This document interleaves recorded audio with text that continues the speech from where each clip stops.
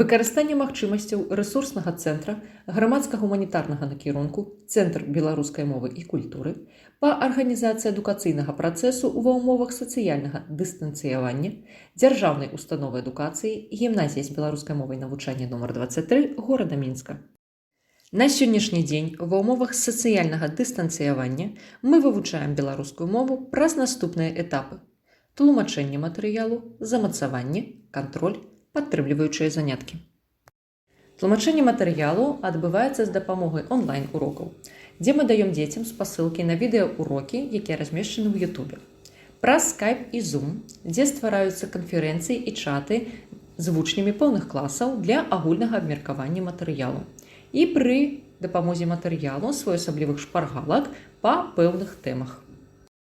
На этапе замацавання мы выкарыстоўваем Google формы, Learning Apps, Адукар.бай, онлайн-тэст-пад, дзе размяшчаем тэставыя работы, заданні павышанай цяжкасці для адпрацоўкі практычных уменняў і навыкаў па пэўных тэмах. А таксама ідзе падрыхтоўка да цэнтралізаванага тэсціравання і экзаменаў для вучняў 9 і 11 класаў. На этапе кантролю мы выкарыстоўваем наступныя платформы: Google Classroom, Google формы, Zoom, Skype і Viber, онлайн-тэст-пад, Знайбай, электронны дзённік, E4Бай. Праз E4Бай вучні могуць праверыць свае веды, выканаўшы тэставыя заданні, распрацаваныя і нашымі педагогамі па мове. На дадзеным этапе кантролю вучні дасылаюць фота, відэа і аўдыа сваіх работ. Настаўнікі, у сваю чаргу, правяраюць гэтыя заданні і выстаўляюць адзнакі. Вучням тлумачацца і каменціруюцца іх памылкі. Яшчэ адзін этап у вывучэнні беларускай мовы – гэта падтрымліваючыя індывідуальныя і групавыя заняткі ў Zoom, Skype і Viber.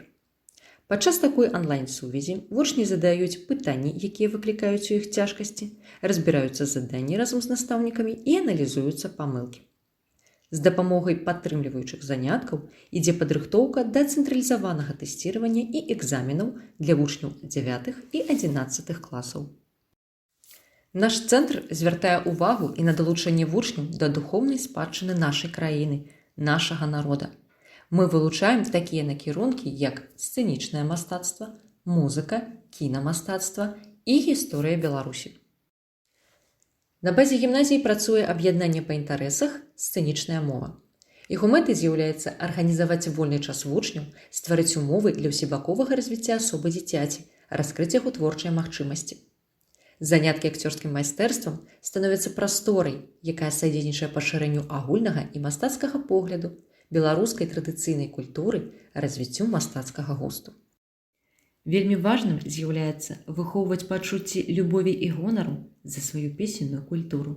Таму ўжо не адзін год на базе нашай гімназіі працуе вакальная студыя «Сцежачка», якая далучае вучняў да традыцыйнай песеннай творчасці, развівае і ўдасканальвае індывідуальныя здольнасці і таленты шляхам далучэння да вытокаў і традыцый беларускага народнага мастацтва, а таксама выхоўвае асобу сродкамі культурнай спадчыны народа.